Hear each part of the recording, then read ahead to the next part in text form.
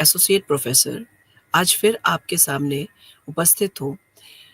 इग्नू के लेक्चर में unit 3 demand and supply in practice पे, जो कि BECC 101 इंट्रोडक्टरी माइक्रो इकोनॉमिक्स का पार्ट है।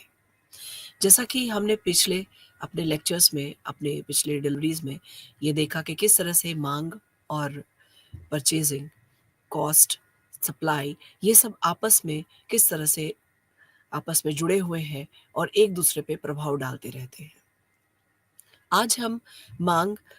के प्रैक्टिकल फंक्शनिंग के बारे में डिस्कस करेंगे, यानी कि मूल्य निर्धारण और दुर्लभ वस्तुओं का आवंटन और इससे संबंधित जितनी भी समस्याएं उर्जित होती हैं, जितनी भी अ, सीमित मात्रा में उपलब्ध होती हैं और जितनी भी उदाहरण के साथ जितनी भी समस्याएं होती हैं उनके बारे में डिस्कस करेंगे। मांग और पूर्ति के बारे में विस्तृत रूप में डिस्कस करने के बाद ये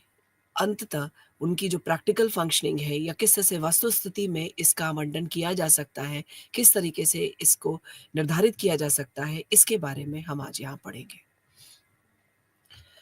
तो मूल्य निर्धारण और दुर्लभ वस्तुओं का आवंटन एक बहुत अहम अंग है, जिसकी वजह से मांग के निर्धारण पर और मांग की पूर्ति पर अत्यधिक असर पड़ता है। अब हम इसे समझते हैं कि मांग के निर्धारण में मूल्य निर्धारण और दुर्लभ वस्तुओं के आवंटन से क्या तात्पर्य है। रैशनिंग जिसको कहते हैं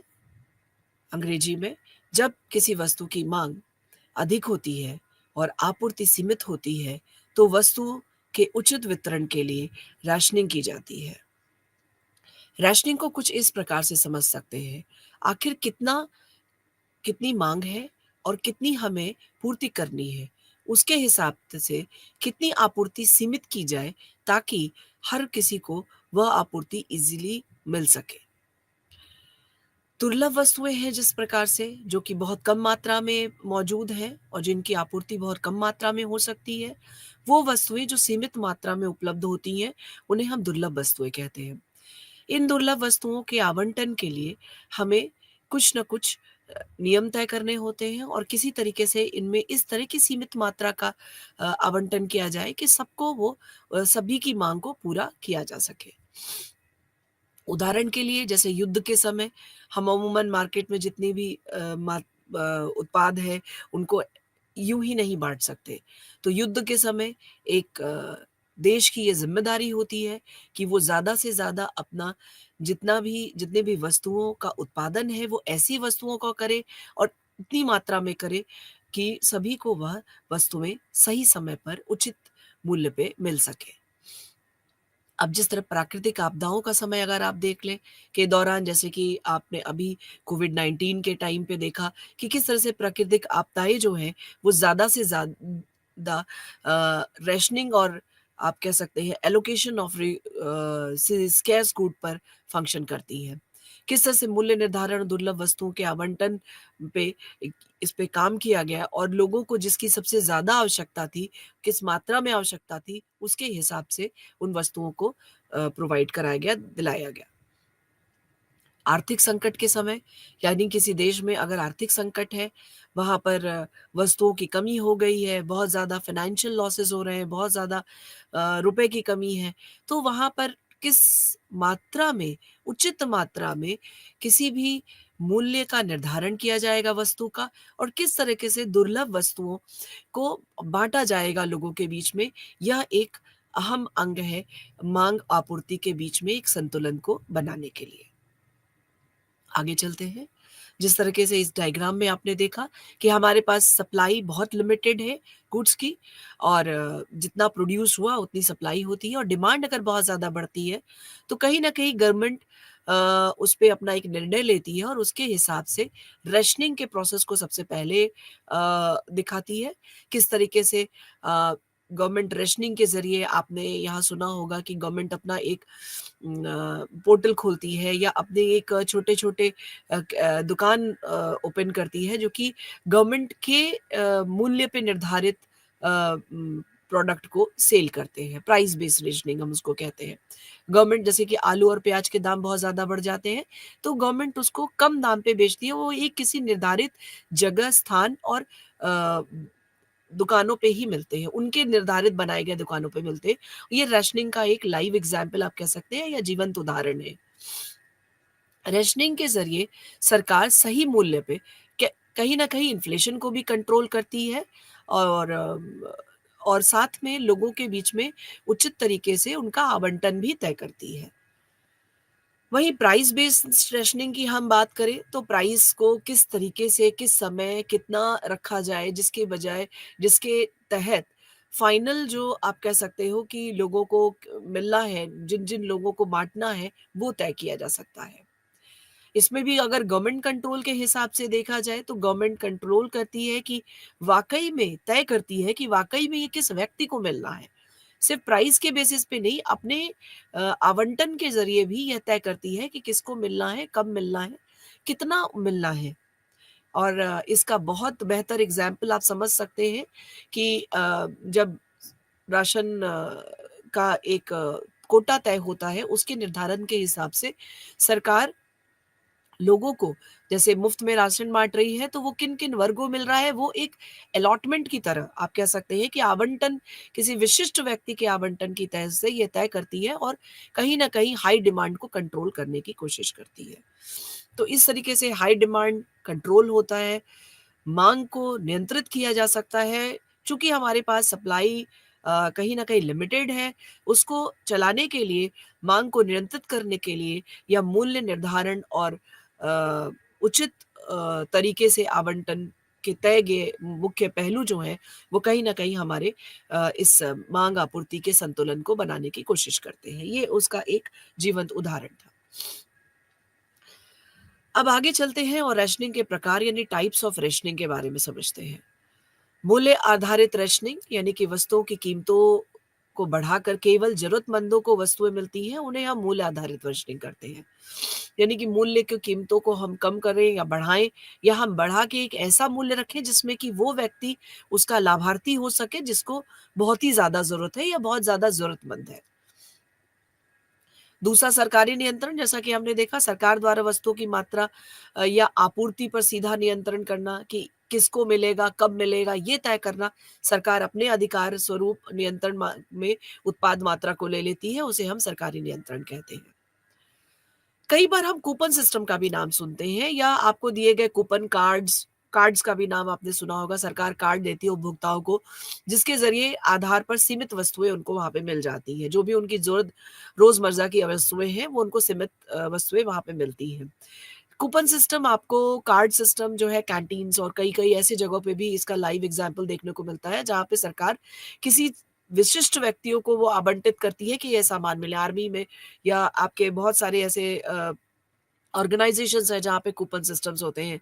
अब तो प्राइवेट सेक्टर्स में भी जितने बड़े-बड़े आपके वेयर हाउसेज़ हैं, बड़ी-बड़ी कंपनीज़ हैं, वो भी इस कूपन सिस्टम के ज़रिए कहीं न कहीं रेशनिंग के तरीकों को अपनाती हैं और उसके ज़रिए संचालित करती हैं। आगे अगर हम रेशनिंग से के लाभ और चुनौतियों के बारे में अगर जानना चाहें, तो उसमें सबसे अहम चीज़ है benefits of challenges of rationing. Rationing के फ़ायदे क्या हैं? रेशनिंग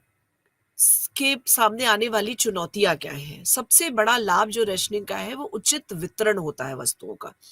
किसी के पास बहुत ज़्यादा नहीं होगा, किसी के पास बहुत कम नहीं होगा, बल्कि जिनके पास कम होगा उनको यह लाभ पहुँचा कर के कहीं न कहीं बराबरी में लाने की का प्रयास होता है। जमाखोरी को रोकना, कहीं न कहीं जो बड़े-बड़े वेयर हाउसेज़ में स्टॉकिंग हो जाती है, लोग उसको स्टॉक कर लेते हैं और एक टाइम पर जब इसकी कमी होती है तो मार्केट में लाते हैं और बहुत हाई प्राइस पे इसको बेचते हैं, जिसकी वजह से इन्फ्लेशन भी क्रिएट होता है।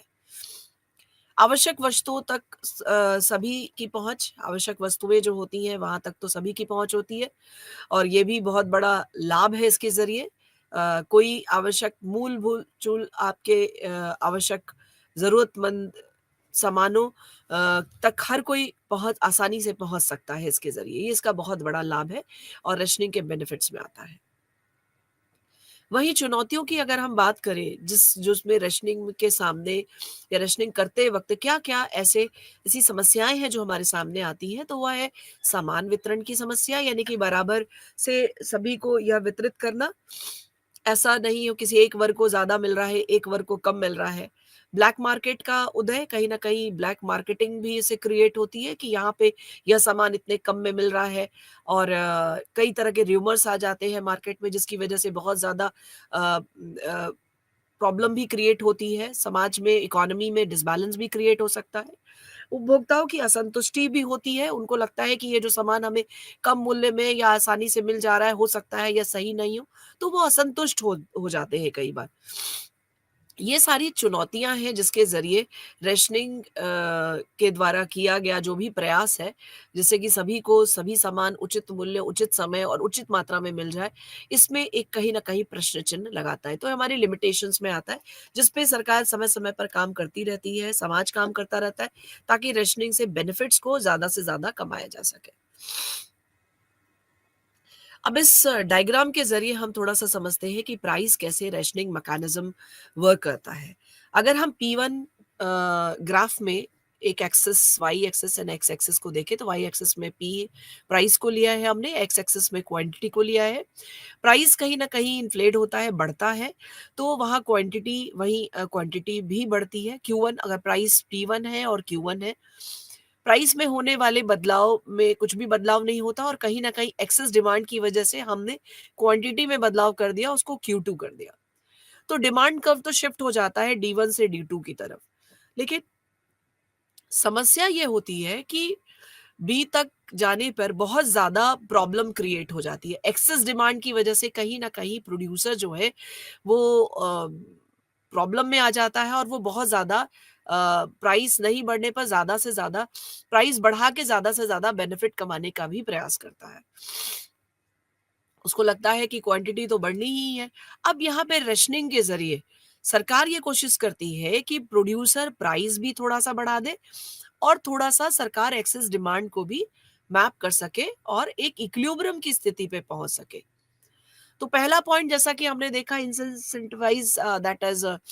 Normal demand is at the level A, and then at this level the quantity shifted at the second price P1, जो एक स्थिर प्राइस है, और बी पे पॉइंट पे चला जाता है, डिमांड कर्व शिफ्ट होता है, और B point P1 and Q2 is next, आप कह सकते हैं, increase in demand and say in at the same price. So the with the process of rationing, they actually they have created the same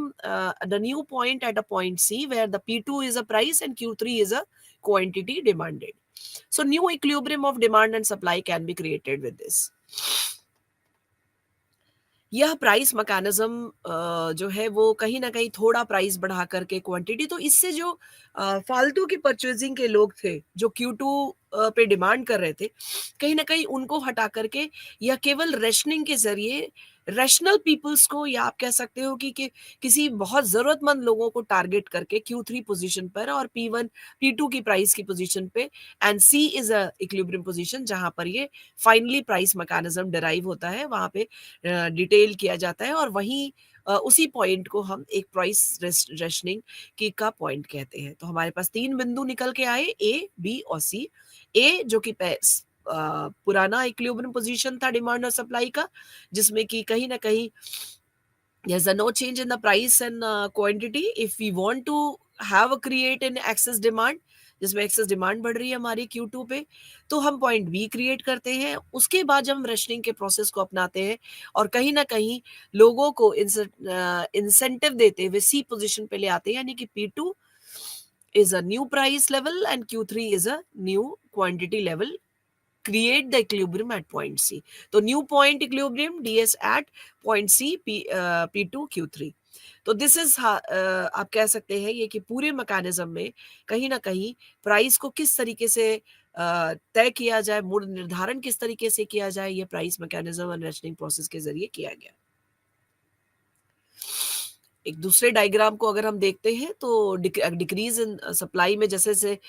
decrease होता है, जो कि shortage create करता है, तो कहीं ना कहीं क्वांटिटी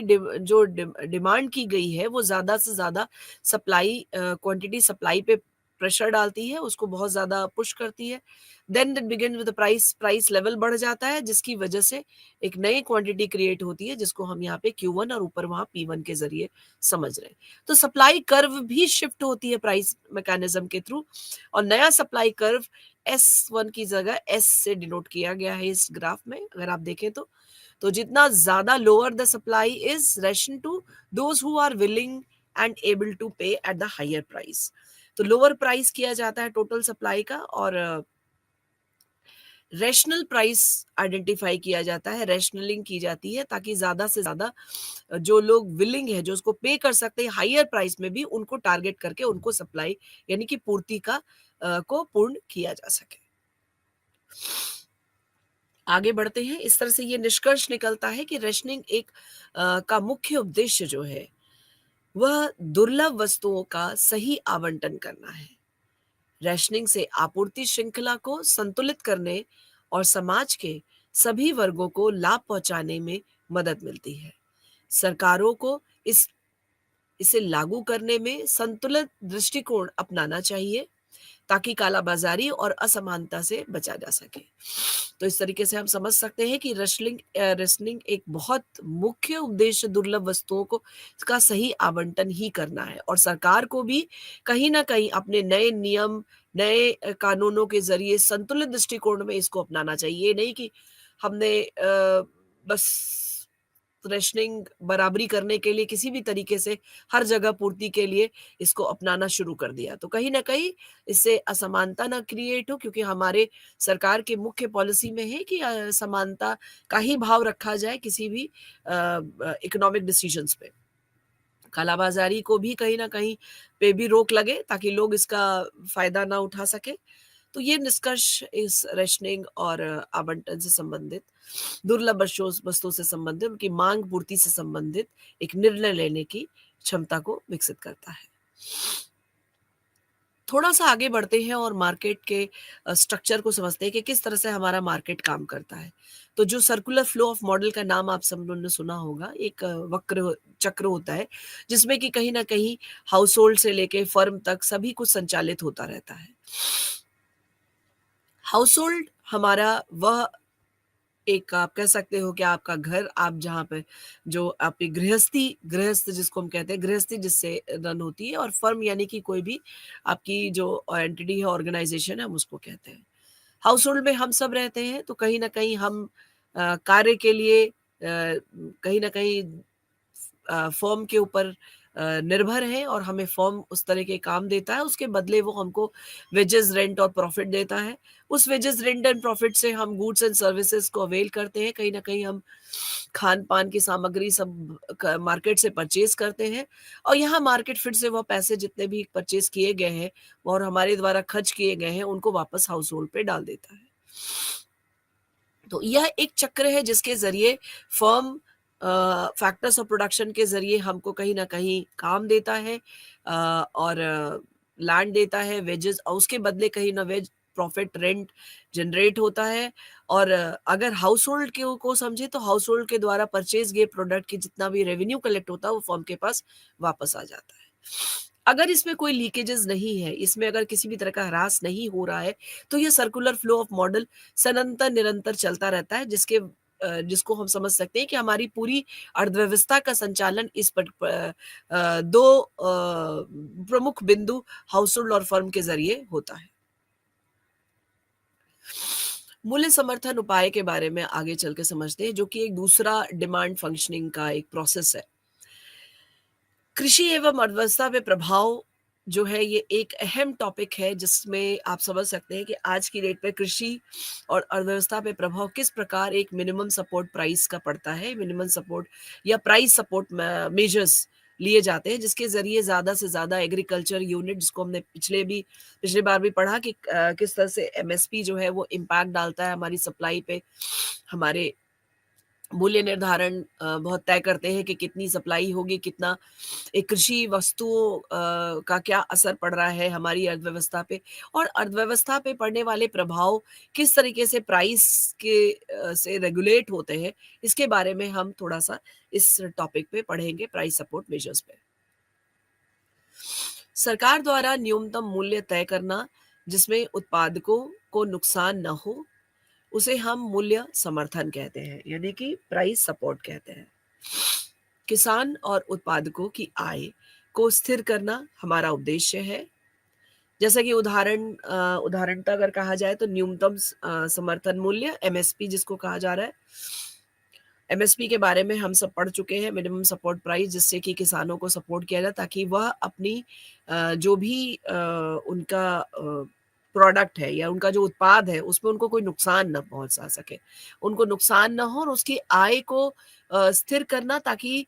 उत्पादक कहीं बहुत ज़रूरत से ज़्यादा एक्सप्लॉयटेशन ना कर सके समाज का, समाज के लोगों का, उपभोक्ता का, और कहीं उत्पादकों द्वारा न्यूनतम आय की वजह से कहीं उनको नुकसान ना हो, आगे फैक्टर्स ऑफ प्रोडक्शन पे असर ना पड़े, अ,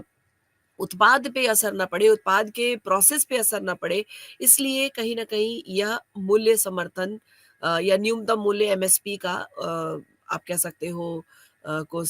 यहाँ पे संचालित किया गया ताकि ज़्यादा से ज़्यादा किसानों और उत्पादकों की आय को स्थिर कर सके। यह कई मूल्य समर्थन न्यूनतम मूल्य समर्थन जो है वो कई मायने में बहुत ज़्यादा कारगर सिद्ध हुई है जब किसानों को, आपने जैसे सुना होगा कि बहुत ज़्यादा फसलों के नुकसान की वजह से किसान या उचित दाम पे नहीं बिकने की वजह से किसान आत्महत्या करते हैं। कई उत्पादकों को बहुत नुकसान होता है, आय स्थिर नहीं होने की वजह से उत्पादक अपनी फैक्ट्री को बेचने पे उतारू हो जाते हैं या बंद करने पे उतारू हो जाते हैं। तो उन सारी चीज़ों को कहीं न कहीं इस अ, एमएसपी के ज़रिए आप कह सकते हो कि रेगुलेट करने की, उनको संचालित करने का एक मौका मिलता है। और उसे सही तरीके से संचालित किया जा सकता है अगर हम एमएसपी का गठन करें और उसके उसके द्वारा अपने समाज की, अपनी अर्थव्यवस्था का संचालन करें। अब जिस तरह से इस डायग्राम में आप देख सकते हैं कि कितना क्वांटिटी प्राइस डिक्लाइन हो रही है और क्वांटिटी हमारी बढ़ती चली जा रही है। तो ये एक इक्विलिब्रियम पोज़ीशन होता है जहाँ पर यह तय किया जाता है कि यहाँ पे इतना मार्केट में इतनी प्राइस पे इतनी प्रोडक्ट में अगर हम चेंज करेंगे तो कहीं न कहीं यह न्यूनतम मूल्य के अंतर्गत, और लोगों को इससे नुकसान भी नहीं होगा, और फ्री मार्केट इक्विलिब्रियम भी क्रिएट हो सकती है, और डिमांड और सप्लाई भी इस कर्व में यहाँ पे इक्विलिब्रियम में आ जाते हैं, यानी संतुलन में आ जाते हैं। तो माँग और सप्लाई, एग्रीगेट माँग और एग्रीगेट सप्लाई की अभी हम यहाँ बात करेंगे क्योंकि ये इंडिविजुअल माँग और सप्लाई की बात नहीं है। एग्रीगेट डिमांड जो होता है वो वस्तुतः एक पूरे समाज का, पूरे आप कह सकते हो कि अर्थव्यवस्था की द्वारा की जो माँग होती है उसको हम एग्रीगेट अ, डिमांड कहते हैं, और एग्रीगेट सप्लाई एक पूरी अर्थव्यवस्था को जो सप्लाई हो रही है उसके बारे में अगर हम समझते हैं तो वो एग्रीगेट सप्लाई है। प्राइस और आउटपुट की क्वांटिटी में बदलाव करके अगर दोनों एग्रीगेट डिमांड और एग्रीगेट सप्लाई एक जगह इक्विलिब्रियम में आते हैं, यानी संतुलन में आते हैं, तो वो अर्थव्यवस्था का सबसे बेहतरीन, एक आप कह सकते हो कि एग्जाम्पल होता है, बेहतरीन कंडीशन होती है उस अर्थव्यवस्था की। इसीलिए हमेशा सप्लाई और डिमांड एक दूसरे के अगर इक्वल होते हैं और इक्विलिब्रियम और संतुलन क्रिएट होता है तो वहीं पे एक प्राइस मैकेनिज्म भी डेवलप हो सकता है कि इतने ही प्राइस पर इतनी क्वांटिटी अगर तय की जाए तो संतुलन निर्धारित किया जा सकता है। अब इसमें थोड़ा-सा डायग्राम के ज़रिए में समझते हैं कि किस तरह से प्राइस पी और P1 2 आपको दिख रहे हैं, एक एक्स एक्सिस, वाई एक्सिस में, और एक्स एक्सिस में आप देख रहे हैं Q1 और Q2 है। पहले P1 और Q1 की अगर हम पोज़ीशन देखें, OQ1 और OP1 में, तो A बिंदु हमें मिलता है, जिस A बिंदु पे से अगर हम प्राइस सीलिंग बढ़ा देते हैं, कहीं न कहीं प्राइस, सेम प्राइस पे हम डिमांड क्वांटिटी Q3 की अगर बात हम वहाँ पे करेंगे, तो कहीं न कहीं यहाँ पे Q2 की अगर हम बात करेंगे, तो कहीं न कहीं ये यूनिट शॉर्टेज को दिखाता है कि अभी भी यहाँ पर शॉर्टेज है और कहीं न कहीं प्राइस सीलिंग बढ़ाया जा सकता है, तो प्राइस बढ़ा करके एक इक्विलिब्रियम पॉइंट को तय किया जा सकता है। और इस तरीके से कहीं न कहीं मूल्य का भी निर्धारण यहाँ पे किया जा सकता है कि किस उचित मूल्य में कितनी क्वांटिटी अगर तय की जाए तो उतने पे नुकसान नहीं होगा, और माँग और पूर्ति भी आपस में संतुलित होंगे। फार्मर्स की अगर बात करें तो गवर्नमेंट उनको मिनिमम सपोर्ट प्राइस का एक वो देती है, सपोर्ट देती है, जिसके ज़रिए कहीं न कहीं फार्मर्स को एक संबल मिलता है, एक सपोर्ट मिलता है, ताकि वो आगे अपने खाद्यान्न का उत्पाद करते रहें और उनको उसका कुछ न कुछ फ़ायदा मिलता रहे।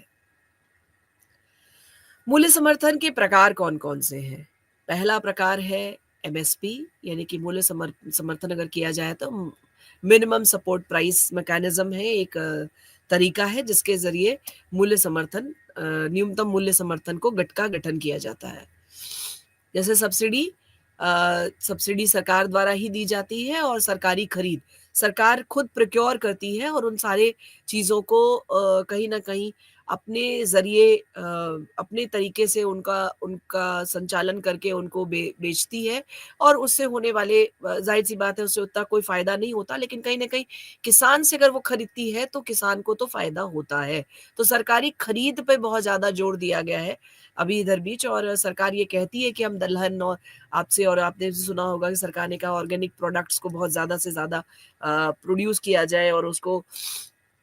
लाया जाए मूल्यधारा में, ऑर्गेनिक प्रोडक्ट्स की परचेजिंग हो, ऑर्गेनिक प्रोडक्ट्स ज़्यादा से ज़्यादा मार्केट में आए। उसके लिए सरकार किसानों से न्यूनतम मूल्य में खरीदती मैक्सिमम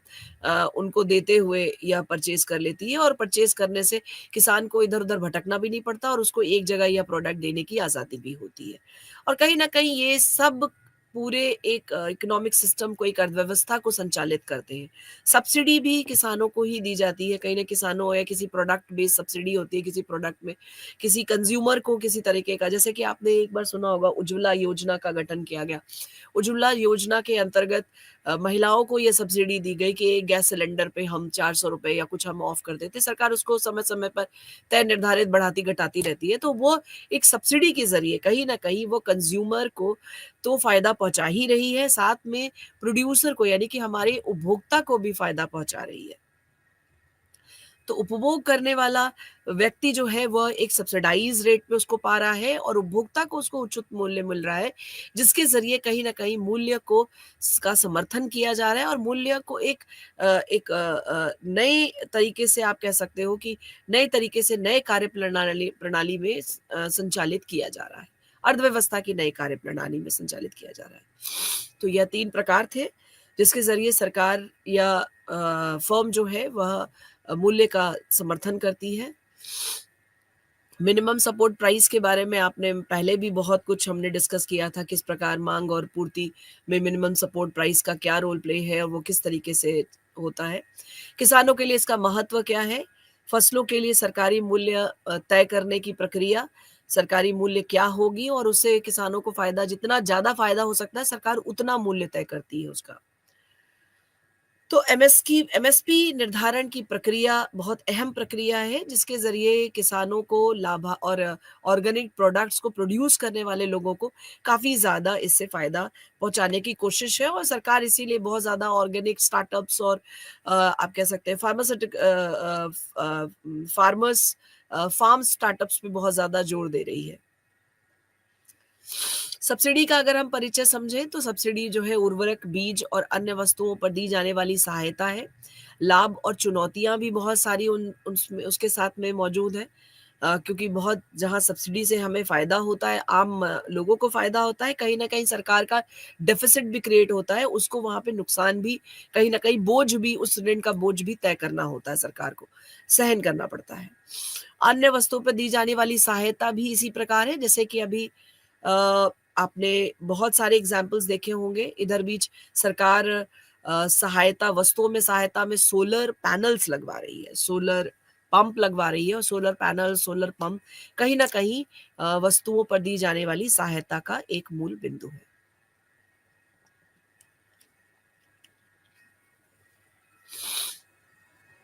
तो कृषि उत्पादन में सब्सिडी जो है उसका प्रभाव आपको कहीं न कहीं डायग्राम के ज़रिए भी दिख जाता है, और उससे हम समझ सकते हैं कि सब्सिडी के ज़रिए किस तरह से कुछ कृषि उत्पादन में हमको फ़ायदा मिल रहा है। और इस पे बहुत सारी, इस बार बजट में भी बहुत सारी ऐसी पॉलिसीज़ आई जिसके ज़रिए सरकार ने ज़्यादा से ज़्यादा उत्पादन और ऑर्गेनिक उत्पादन पे जोर दिया और उनमें होने वाली सब्सिडी का भी परिचय कराया, और वो सब्सिडी बहुत ज़्यादा फ़ायदेमंद होती है, जिससे कि किसान अपनी उत्पादकता पे ज़्यादा से ज़्यादा ज़ोर दे पाता है। सरकारी प्रोक्योरमेंट की अगर बात करें तो सरकार द्वारा अनाज, दाल आदि की खरीद उपभोक्ताओं और किसानों दोनों को लाभ सार्वजनिक वितरण प्रणाली पीडीएस का हिस्सा होती है। और सरकारी खरीद और वितरण प्रक्रिया का को भी हम समझ सकते हैं इस तरीके से कि किस तरह सरकार अनाज, दाल और को खरीदती है और उसको कम दामों पर लोगों को, गरीबों को बाँटती है। सरकार की जैसे फ्री स्कीम्स हैं, फ्री डिस्ट्रीब्यूशन की स्कीम्स हैं, उसके लिए सरकार कहीं न कहीं अच्छे दाम पर प्रोक्योर करती है, खरीदती है किसानों से। उपभोक्ताओं और दोनों को इससे लाभ होता है, जो उपभोक्ता होती है उसको डिस्ट्रीब्यूट कर रहा है, उसको तो फ़ायदा है, वो एक बार में एक तय मूल्य पर इकट्ठे कहीं न कहीं से उस प्रोडक्ट को ले सकता है। सार्वजनिक वितरण प्रणाली पीडीएस सिस्टम का यह हिस्सा है, यानी कि यह डिस्ट्रीब्यूशन सिस्टम जो है जिसके ज़रिए कहीं न कहीं आप कह सकते हो रूरल डेवलपमेंट पे बहुत ज़्यादा इसका असर पड़ता है। सरकार ग्रामीण क्षेत्रों में होने वाले विकास पे बहुत ज़्यादा इसके ज़रिए काम कर पाती है, और यह एक अहम प्रक्रिया है जिसके ज़रिए अनाज ले रही है, खरीद रही है और उसको कम दामों में लोगों में आवंटित भी कर रही है। तो सबसे ज़्यादा अगर किसी पर बोझ पड़ता है तो वो सरकारी बजट पे बोझ पड़ता है। यानी कि कहीं न कहीं सरकार के डेफ़िसिट का भाग आपस में व्यापार हो रहा है, देशों में आपस में व्यापार बहुत ज़्यादा बढ़ रहा है। तो कहीं न कहीं हमारे द्वारा निर्धारित किए गया प्राइस या निर्धारित किए गए आप कह सकते हो कि प्रोडक्ट की जो हमारी वो है प्राइसिंग है, वह कहीं न कहीं हमको या वैश्विक बाज़ार पे भी प्रभाव डालती है, उसके भी परिप्रेक्ष्य में हम इसको देखते हैं। तो मूल्य समर्थन के उपाय क्या-क्या होंगे, यह इंटरनेशनल मग आप कह सकते हैं पर्सपेक्टिव से यह समझ किसान की आय अच्छी होगी, तो उसको वह सुरक्षित महसूस करेगा और वह तब नई इनोवेटिव टेक्नोलॉजी का इस्तेमाल करेगा, ज़्यादा से ज़्यादा अपने प्रोडक्ट के प्रोडक्शन को बढ़ाने के लिए। अगर किसान की आय कम है या वह अपने आप को सुरक्षित महसूस नहीं कर रहा है, तो वह कहीं न कहीं अपने आय को बढ़ाएगा, अपने कार्य को नहीं आगे बढ़ाएगा और वह असुरक्षा की भाव कर्मचारियों का शोषण से बचाना 48 जिसमें कि वेजेस मिनिमम वेज के बारे में बात की गई। इसके बाद पेमेंट ऑफ बोनस एक्ट 1965 जिसमें कि वेज कोड की बात करी गई। फिर इक्वल रिम्यूनरेशन एक्ट 1976 जिसमें फिर द कोड फॉर वेजेस के लिए बराबर रिम्यूनरेशन मिले, भेदभाव ना हो, मेल फीमेल वर्कर्स पे भेदभाव ना हो, इस पे बात की गई। एक्ट पुराना ज़रूर है, पर अभी 2005 में फिर से एक वेज मिनिमम वेज एक्ट आया जिसमें कि अमेंडमेंट्स आए जिसमें कि नई वेज पॉलिसी को डिफाइन किया गया, नई न्यू वेज पॉलिसी रेगुलेट की गई और उसके तहत आज सभी सरकारी गैर सरकारी संस्थानों में इसको संचालित किया जाता है ताकि एक न्याय हो सके, एक कर्मचारी के साथ न्याय के रूप में उससे कार्य लिया जा सके। वेज आवर्स को अगर हम एक जगह पे रखें और क्वांटिटी ऑफ लेबर जैसा कि इस डायग्राम में दिखाया गया है क्वांटिटी ऑफ लेबर को रखें तो कहीं ना कहीं एम्प्लॉयमेंट जो E1 E2 और ई के बीच का रास्ता निकालने की कोशिश करेगी उसी तरीके से जैसे हम मूल्य निर्धारण और प्राइस के जरिए क्वांटिटी को घटा बढ़ा करके और मूल्य वेज को एक रेगुलेट करके हमने यहाँ पे एक बिंदु निकाला है या इससे थोड़ा भिन्न है। हम ये कह सकते हैं कि मिनिमम वेज हमने अगर बढ़ा दिया और क्वांटिटी बढ़ाई और मिनिमम वेज भी बढ़ा दिया तो ये किसी चीज का समाधान नहीं होता। कहीं ना कहीं हम उस प्राइस पे भी क्वांटिटी बढ़ा सकते हैं जैसे Q1 से Q हो गया और Q1 से Q2 अगर हम बढ़ाते हैं तब हमें मिनिमम वेज एक्चुअली बढ़ाने की जरूरत महसूस होती है और तीनों ही बिंदु में कहीं ना कहीं इक्विलिब्रियम की पोजीशन क्रिएट होती है जैसे E1 और E2। तो डिमांड और सप्लाई, मांग और आपूर्ति दोनों ही बराबर हो जाते हैं, और उससे एक minimum wage number of hours के हिसाब से अगर वेज रेट्स को अगर डिफाइन किया जाए और एक्सप्लेन किया जाए, तो क्वांटिटी ऑफ लेबर को बढ़ा करके मिनिमम वेज को भी बढ़ा करके बैलेंस किया जा सकता है। जैसा कि नीचे वाले डायग्राम में आप देख रहे हैं कि किस तरीके से यहाँ पर यह जो बिंदु है, या क्वांटिटी क्यू में इनके बीच में अगर wage hours, wage minimum wage rate हम बढ़ाते हैं और क्वांटिटी ऑफ लेबर भी बढ़ता है, तो कहीं ना कहीं अनएम्प्लॉयमेंट क्रिएट होती है, क्योंकि हम उन्हीं मजदूरों को ज्यादा पैसे दे करके ज्यादा लंबा काम करा रहे हैं और ज्यादा पैसे दे रहे हैं, और क्वांटिटी भी हमारी बढ़ रही। पर अगर हम एक बीच का रास्ता तय करें, वेज रेट ना बढ़ा करके उन क्वांटिटी को केवल बढ़ा ले, तो हम एक डिमांड सप्लाई के एक बिंदु पे आ जाते हैं, जिसको हम ई इक्विलिब्रियम के नाम से जान रहे हैं। और इस जगह पर कहीं ना कहीं हमें एम्प्लॉयमेंट लेवल मैनेज करने में मदद मिलती है। तो minimum wage with increase in DNS create less unemployment, कहीं ना कहीं इससे लेस अनएम्प्लॉयमेंट भी क्रिएट होगा। अब इस रियल वेज से भी थोड़ा सा नीचे मिनिमल वेज में आ जाते हैं हम, डिक्रीज करके, तो कहीं ना कहीं ये एम्प्लॉयमेंट लेवल को भी, अनएम्प्लॉयमेंट लेवल को भी कम करेगा, और एक उचित मूल्य आय भी हम एक वर्कर को, कर्मचारी को दे पाएंगे। तो ये मिनिमम वेज की पॉलिसी है। इसकी आवश्यकता क्या है, जरा सा थोड़ा इस पे भी दृष्टि डालते हैं। आर्थिक समानता, मजदूरों का शोषण रोकना, यह आर्थिक समानता को दिखाता है, मजदूरों का शोषण किस प्रकार रोका जाए। मूलभूत आवश्यकताओं की पूर्ति करना, यानी कि भोजन, आवास, स्वास्थ्य आदि की व्यवस्था उसको मिले, वह हमारे समाज का एक अभिन्न अंग है, तो उसको वो सारी जरूरत की चीजें मिले जो सबको मिलती है। गरीबी उन्मूलन, कहीं ना कहीं गरीबी को कम करना, न्यूनतम आय सुनिश्चित करता है कि गरीबी को कम किया जा सकता है। अगर आप काम कर रहे हैं तो आपको इतनी आय मिलेगी ही मिलेगी। शोषण रोकने से लेकर, आवश्यकताओं की पूर्ति से लेकर, गरीबी कम करने से लेकर, ये सारी ही चीजें जो है कहीं ना कहीं एक चक्र का निर्धारण करती हैं, जिसके जरिए हम एम्प्लॉयमेंट को भी पुश करते हैं, ज्यादा से ज्यादा नौकरियों को भी पुश करते हैं, नौकरी की पूर्ति को भी पुश करने की कोशिश करते हैं। तो मिनिमम वेज केवल इसकी आवश्यकता नहीं है, यह हमारी अर्थव्यवस्था का एक अभिन्न अंग है, जिसके जरिए अर्थव्यवस्था का संचालन किया जा रहा है। थोड़ा सा इसके पीछे के कानून के बारे में भी प्रकाश डालते हैं। पहला कानून जो है वो 1938 में आया, संयुक्त राज्य अमेरिका में लागू हुआ। भारत में इसकी शुरुआत आजादी के बाद हुई, 1948 में लागू किया गया। विकास और बदलाव का समय के साथ न्यूनतम वेतन दरें बढ़ाई गई ज्यादा से ज्यादा, ताकि ज्यादा से ज्यादा विकसित देश में न्यूनतम वेतन इन लोगों को अच्छे उसमें मिल सके। यानी कि वेज पॉलिसी में चेंजेस बार बार लगातार हर 10 साल में, 15-20 साल में करते गए, ताकि जो विकास के हिसाब से जो एक कर्मचारी की एक वर्ग की आवश्यकताएं हैं, उसको पूर्ण किया जा सके। न्यूनतम वेज का निर्धारण, यानी कि डिटर्मिनेशन ऑफ वेजेस को कैसे देखा जाता है।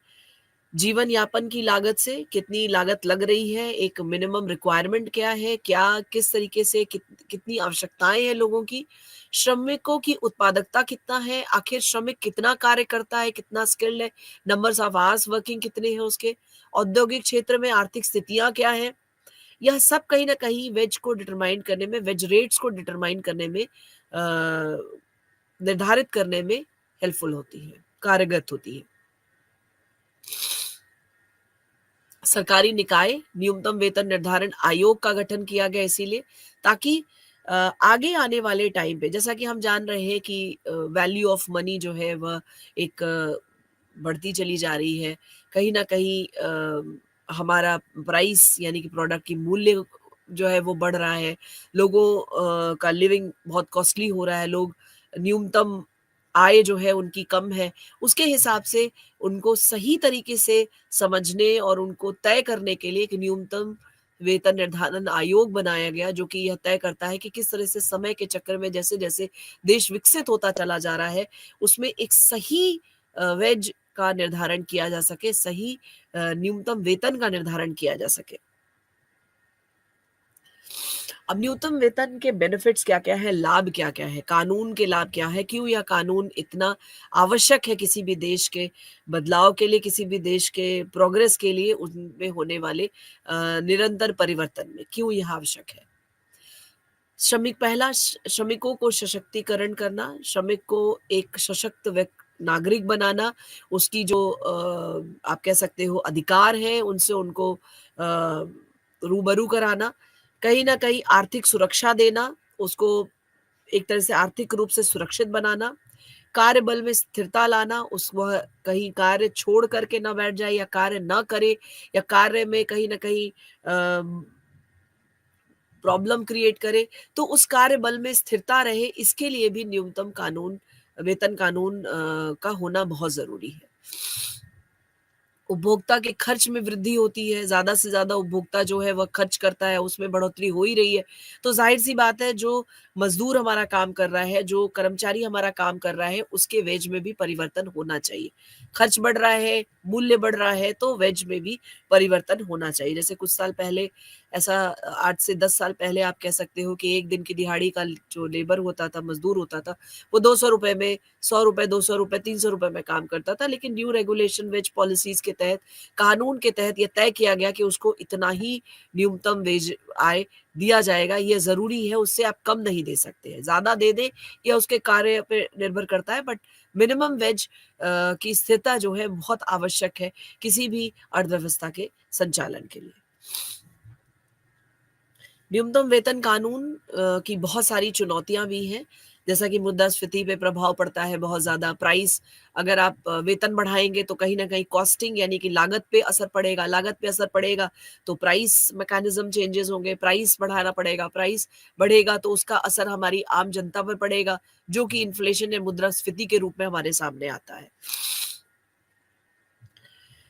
वेतन वृद्धि के बावजूद कीमतें बढ़ती हैं, मज़दूरों की स्थिति पर नकारात्मक प्रभाव डालती हैं, या मुद्रास्फीति का प्रभाव जो है बहुत नकारात्मक होता है, और यह कहीं न कहीं वेतन में वृद्धि के बावजूद अ, उस मज़दूर को वो फ़ायदा नहीं मिलता जो कि उसको मिलना चाहिए शायद। अनौपचारिक क्षेत्र होते हैं, कानून का अनुपालन न करने वाले उद्योग भी होते हैं। बहुत सारे ऐसे गैर कानूनी कार्य भी होते हैं, जो कि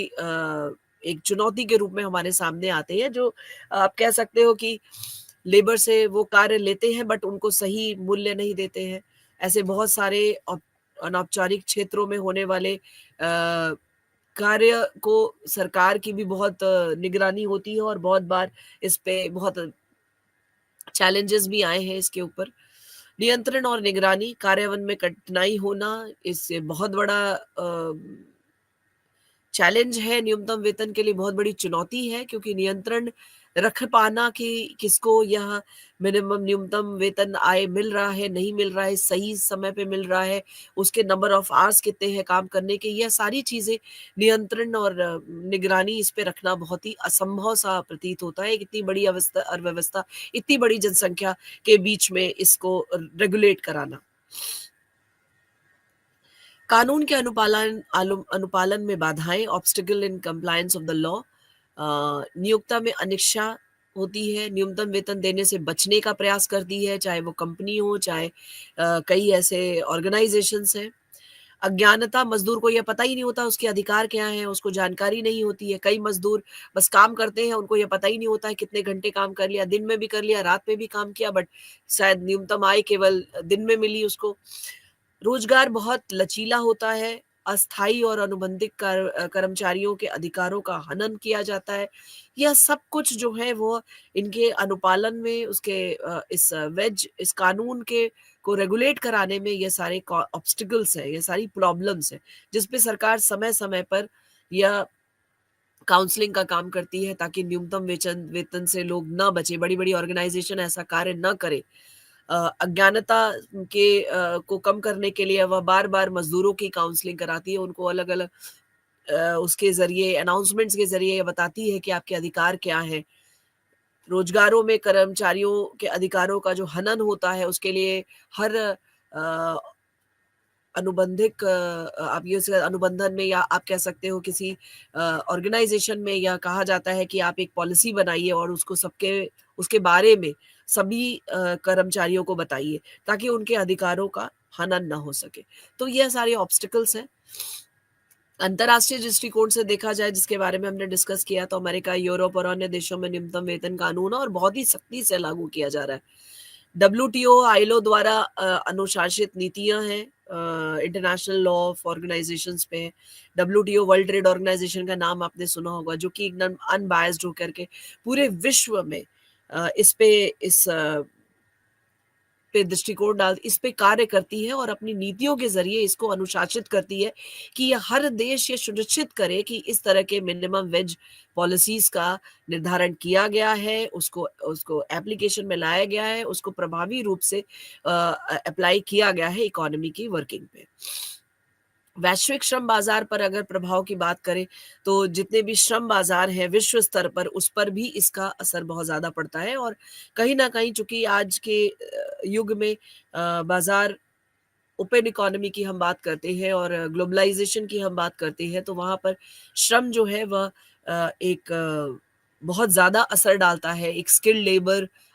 गुड लेबर और कहीं न कहीं न्यूनतम वेतन पाया हुआ लेबर, इस एक संतुष्ट लेबर जो है, श्रमिक जो है, वो बहुत ज़्यादा प्रभाव डालता है। तो इंटरनेशनल लेवल पे ये एक बहुत बड़ा आप कह सकते हो ये प्रश्न है, जिसको कि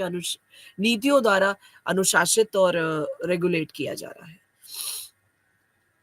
इससे निष्कर्ष यह निकलता है कि मजदूरों के लिए न्यूनतम वेतन एक महत्वपूर्ण कानून है, लेकिन इसे प्रभावी तरीके से लागू करना आवश्यक है। चाहे वो देश हो, चाहे सरकार हो, चाहे या डब्ल्यूटीओ हो, आईएलओ हो, इंटरनेशनल ऑर्गेनाइजेशंस हो, जितनी भी नीतियाँ हैं, ये सब प्रभावी तरीके से अगर लागू की जाती है, तभी हमें फ़ायदा होता है। सरकार की भूमिका यह है कि कानून को सख्ती से अनुपालन सुनिश्चित करना चाहिए। सुधार की आवश्यकता यह है कि न्यूनतम वेतन दरों में नियमित समीक्षा और सुधार होना चाहिए। यह नहीं कि 50 साल पहले जो कानून चला आ रहा है वो आज भी चलेगा। इसीलिए 2005 में फिर से ये अमेंडमेंट हुए और 2005 में नई वेज पॉलिसी का निर्माण किया गया, ताकि ज़्यादा से ज़्यादा नियमित तरीके से इसमें समीक्षा होता रहे और न्यूनतम वेतन दर से फ़ायदा हो लोगों को।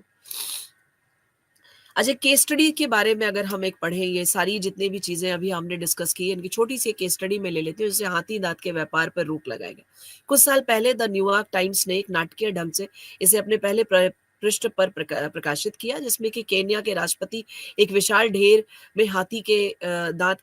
को आग लगाते हुए दिखाए गए थे। ये हाथी के दाँत शिकारी से ज़ब्त किए गए थे और यह घटना एक प्रतीकात्मक कार्य थी, जिसका उद्देश्य दुनिया के हाथी दाँतों पर के व्यापार पे रोक लगाने के लिए प्रेरित करना था। इसे जलाने की घटना के साथ एक वक्तव्य भी जारी किया गया, जिसे कहा गया कि इस कदम का उद्देश्य अंतर्राष्ट्रीय स्तर पर एक हाथी दांत व्यापार के खिलाफ सख्त संदेश भेजना है। हालांकि इस घटना के परिणाम पर विचार किया जाए तो कई सवाल उठते हैं। क्या वास्तव में इस प्रकार से प्रतीकात्मक कार्य अपराधियों, विशेष रूप से शिकारियों और दलों पर असर डालते हैं? यह मेरा प्रश्न है। इस प्रश्न के ज़रिए यह परिणाम यह भी हुआ कि उनकी कीमतें भी बढ़ी, उन अपराधियों पर अधिक उन अपराधियों को हतोत्साहित किया गया जो हाथी दाँत का शिकार करते थे और हाथी दाँत प्राप्त करते थे। शिकारी उसे बेचकर अधिक से अधिक धन कमाया करते थे। तो कहीं न कहीं शिकारियों को जो बढ़ावा दे रहे थे, इस घटना के ज़रिए उस वैश्विक स्तर पर इसको डिस्करेज करने की कोशिश की गई। इस केस स्टडी से स्पष्ट हुआ कि यह बड़े पैमाने पे अपराध जो है व्यापारिक समस्याओं को हल नहीं किया जा सकता और उसकी दुर्लभ वस्तुओं की कीमत बढ़ती जाती है। अपराधी इसके व्यापार में और अत्यधिक आकर्षित होते हैं। केन्या सरकार का उद्देश्य तो हाथी दांत पे व्यापार को कम करना था, लेकिन हाथी दांत जलाने से इसका आर्थिक परिणाम विपरीत निकला और शिकार को और बढ़ावा मिला। तो इस तरह की केस स्टडी जो है हमें यह चीज़ बताती है किस तरह से मूल्य निर्धारण, वेज रेट निर्धारण और यह सब हमें माँग और आपूर्ति को संचालित करने में मदद डालते हैं और यह बताते हैं कि दीर्घकालीन और व्यावहारिक परिणामों पर विचार करना बहुत आवश्यक है। धन्यवाद। आज के लिए इस सेशन में शामिल होने के लिए बहुत-बहुत धन्यवाद। Thank you.